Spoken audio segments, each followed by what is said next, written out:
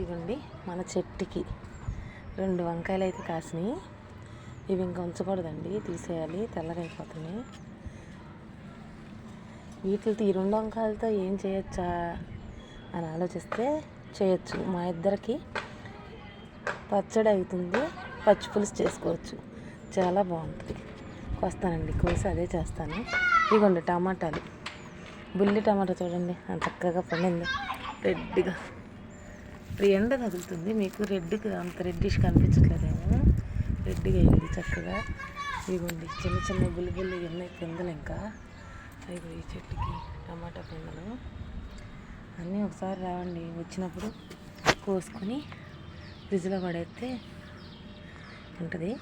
వీటితో మా ఆయనగారిని అడిగి పచ్చి పులుసు చేయమంటే పచ్చి పులుసు, పచ్చడి చేయమంటే పచ్చడి, టమాటాలు వేసి పచ్చడి చేస్తా.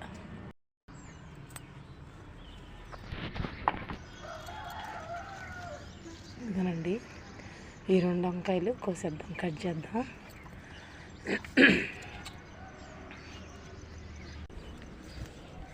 ఇవ్వండి కోసేసాను.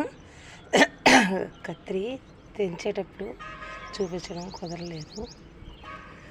ఇదిగోండి టమాటా చక్కగా పండిపోయింది చూడండి. ఇది ఇక్కడ పులుసుకి ఉల్లిపాయలు పచ్చిమిరపకాయలు సన్నగా ఇలా తరుక్కోవాలి. ఇదిగోండి వంకాయలకి నూనె రాసి పొయ్యి మీద కాల్చుకోవాలి. ఇదిగోండి ఆయిల్ రాసి చక్కగా ఇలా సిమ్లో పెట్టి కాల్చుకుంటే కొంచెం చక్కగా మొత్తం లోపల వరకు ఉడికిద్ది, మగ్గిద్ది బాగా. సిమ్లో పెట్టి కాల్చుకోవాలి.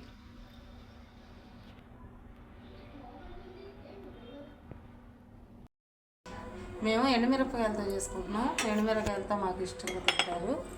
మా వారికి పచ్చిపులుసు చేయమన్నారు. అడిగి చేస్తా అన్నా కదా, పచ్చడా ఇదే అనేది, ఇది చేయమన్నారు. నిన్న పచ్చడే చేసాను, అరటికాయ పచ్చడి, అందుకని ఈరోజు ఇది చేయమన్నారు. మళ్ళీ పచ్చడి ఎందుకు అని పచ్చిపులుసు చేసుకొని ఆమ్లెట్లు నంచుకొని తింటాం. ఇదిగోండి ఇలా. అసలు అయితే పొలాల పొయ్యి అయితే నిప్పుల్లో కలుసుకుంటే ఇంకా సూపర్ ఉంటుందండి. పొలాల పొయ్యి లేవు ఇప్పుడు మన దగ్గర.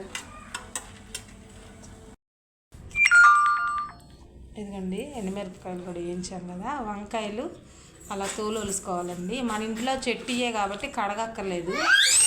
అయినా పొలాల పొయ్యి మీద కాదు కదా మనం చేసింది, పొలాల పొయ్యి మీద అయితే మసి ఉంటుందని కడుగుతారు. గ్యాస్ మీద ఆయిల్ రాసాం కాబట్టి మనం కడగక్కర్లా. స్కిన్ అంతా తీసేసి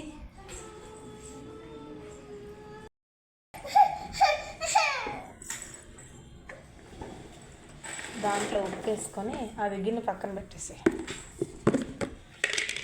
నా కూర బాగాలేదండి, అందుకని మా పాప చేస్తుంది, చూపిస్తుంటే వాళ్ళకి తెలియదు కదా. నా గొంతు కూడా బాగాలేదు, కొంచెం కోల్డ్ చేసింది. అది ఎండుమిరపకాయలు నలుపు,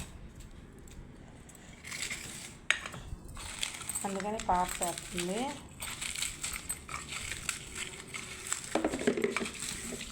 అలా ఉప్పు వేసుకొని, కొంతమంది దాకలో కళ్ళుప్పు వేసి మిరపకాయలు వేసి మెనుపుతారు పప్పులాగా, ఇలా కూడా చేసుకోవచ్చు. నలిపేస్తానులే అమ్మ అందని ఇలా చేస్తుంది.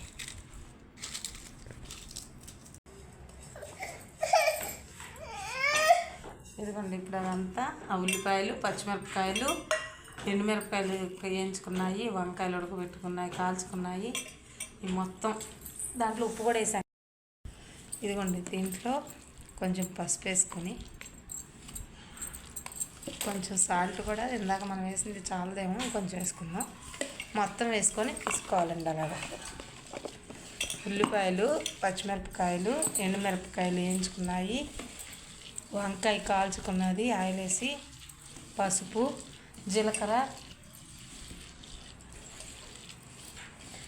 కూడా వేసాను. అందులో జీలకర్ర కలిపి అట్లా పిసుక్కోవాలి. చాలులేమ్మ, చింతపండు పులుసు పోయి చాలులే. ఇంకా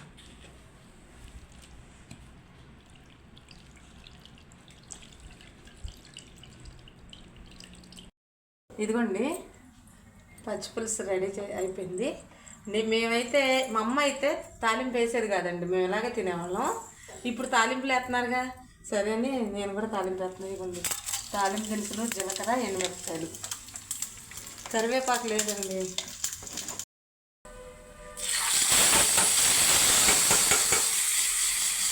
అదిగోండి తాలింపు అయిపోయింది. మన పచ్చి పులుసు రెడీ అయిపోయింది.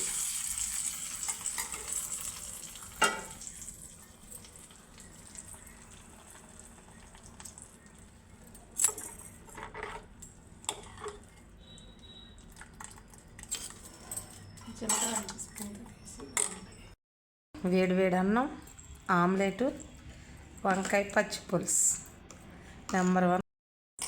కలుపుకొని ఆమ్లెట్ ఇలా పెట్టుకొని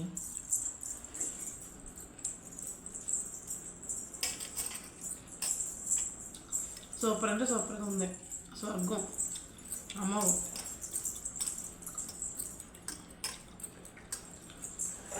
మీరు కూడా ఇలా ఈ కాంబినేషన్ ట్రై చేయండి.